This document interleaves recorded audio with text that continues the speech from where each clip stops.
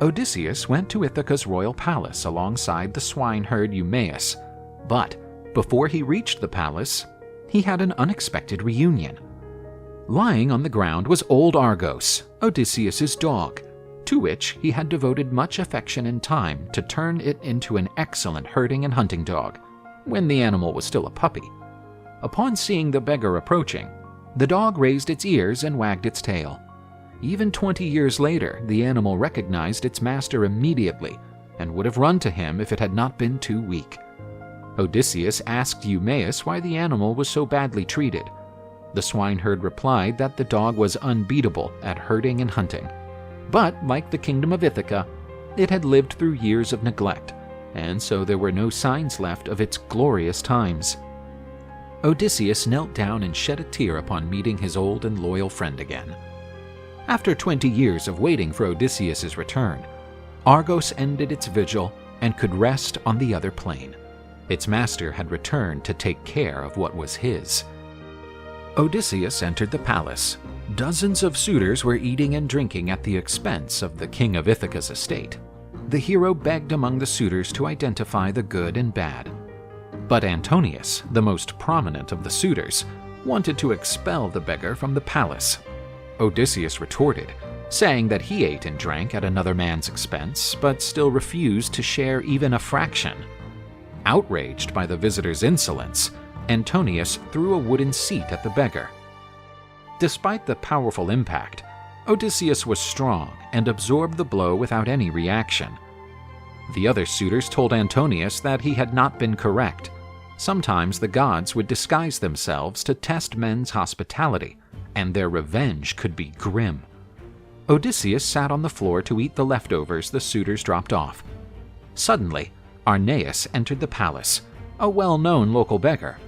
He was burly and aggressive. He was irritated to see another beggar occupying his place.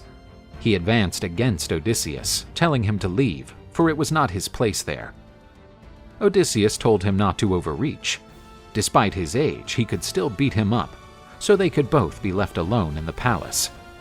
The suitors were entertained by the bickering between beggars, challenging them to fight each other. Antonius replied that only the winner of the fight would have the right to beg in the palace, as the other would have to leave. With no alternative, Odysseus accepted the fight.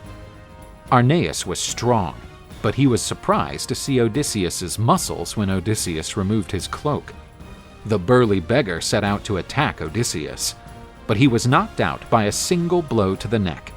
The victorious Odysseus was cheered by the suitors, who had fun at the beggar's expense.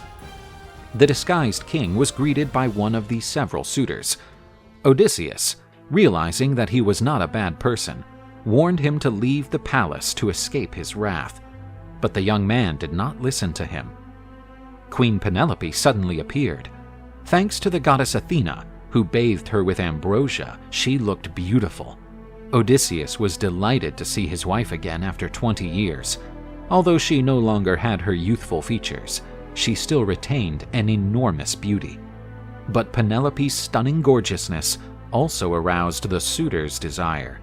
Antonius said that their patience was running out. Therefore, the next day, she was to choose her new husband. Odysseus talked with Telemachus and asked him to remove from the main hall all the weapons displayed on the walls.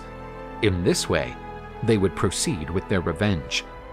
While the young man was removing the weapons, he was questioned by a suitor who asked him what he was doing. Telemachus said that the weapons were being removed to be cleaned and polished.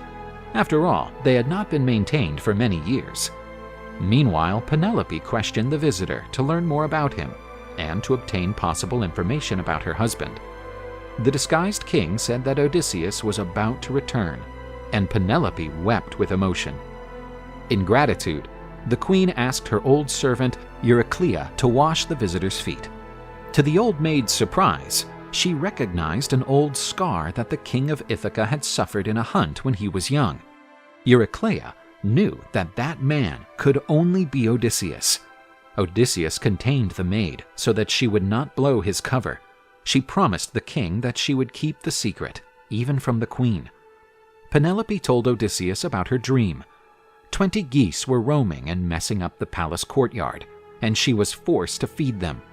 Then an eagle appeared and killed all the geese. The beggar told her that her dream could not be clearer. Odysseus would return and pour out his terrible vengeance on the suitors. But sadness plagued Penelope's heart.